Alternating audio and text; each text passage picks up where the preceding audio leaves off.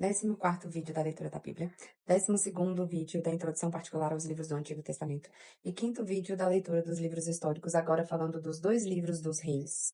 Formando primitivamente uma só obra, esses 2 livros traçam-nos a história dos israelitas, desde a morte de Davi, que devemos situar no ano de 970, até a destruição de Jerusalém, com a deportação do povo por Nabucodonosor em 587 a.C.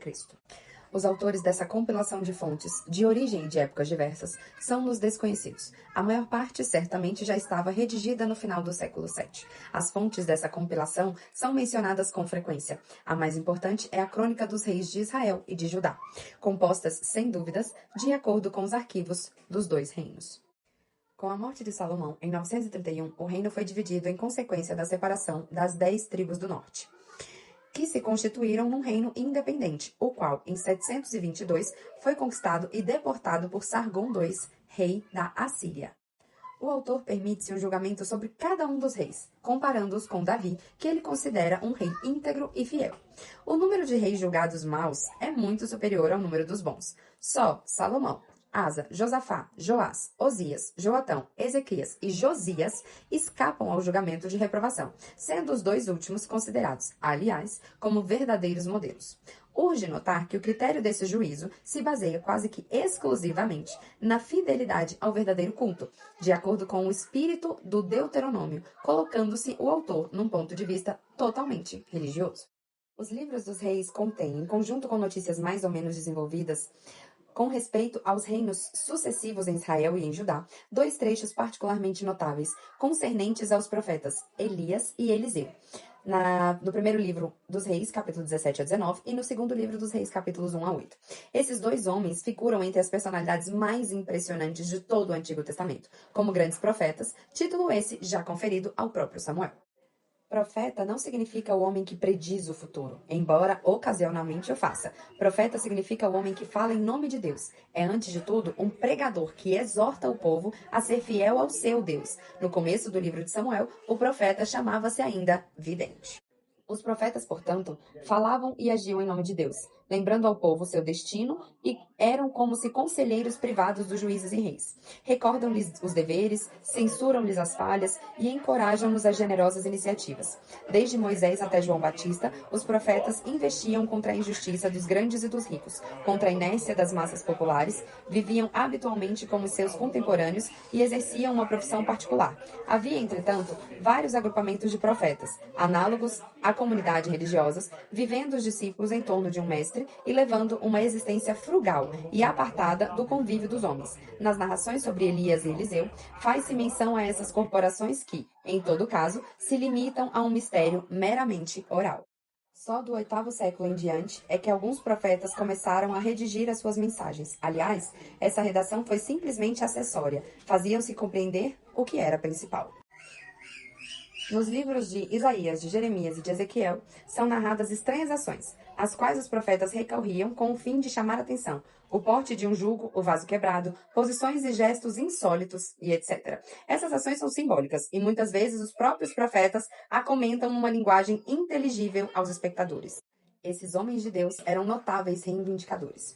Têm a consciência despertada de não pregarem doutrina nova. Sua missão consistia em lembrar ao povo os termos do contrato da aliança que os ligava a Deus, mas pretendiam revelar aos seus ouvintes o verdadeiro sentido dos acontecimentos que os envolviam.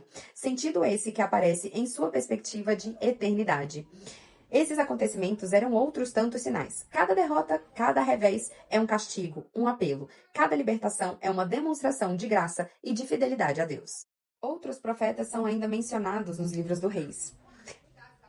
Aías, de Silo, primeiro livro dos reis, capítulo 11. Um profeta anônimo, no capítulo 13. Simeias, no capítulo 12. Jeú, no capítulo 16. Miqueias, homônimo do profeta escritor, no capítulo 22, Isaías, o grande profeta cujos oráculos lemos na Bíblia, no segundo livro dos reis, capítulo 19, e a profetisa Hulda, no capítulo 22.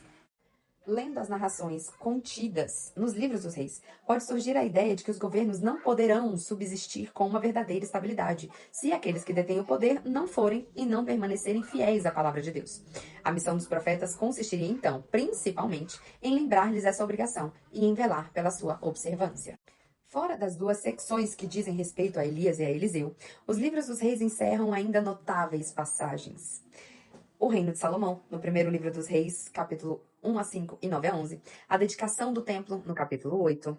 A divisão do reino, no capítulo 12 a 14. A história de Acabe, de 20 a 22. A história de Atalia, no segundo livro dos Reis, capítulo 11. A origem dos samaritanos, no capítulo 17. A invasão dos assírios, no capítulo 18 a 20. A descoberta do Deuteronômio e a reforma de Josias, no capítulo 22 a 23. E o fim de Jerusalém, capítulo 24 e 25. Momento aprendizagem advindo da palavra de Deus. Exortar é dar estímulo, animar, estimular, induzir alguém a fazer ou pensar determinada coisa, persuadir. No sentido bíblico, seria motivar alguém a seguir Jesus da maneira correta. Monoteísmo, uma doutrina religiosa que defende a existência de uma única divindade, culto ou adoração a um único Deus. No sentido bíblico, monoteísmo etimologicamente tem origem nas palavras monos, que significa único, e Theos, T-H-E-O-S, com acento agudo no E, que significa Deus. Monoteístas são pessoas que seguem uma única religião e creem em uma única divindade. Análogos, que é parecido ou que se parece com outra coisa ou pessoa, semelhante, idêntico, proporcional. Frugal, que se apresenta com moderação, com sobriedade, com simplicidade.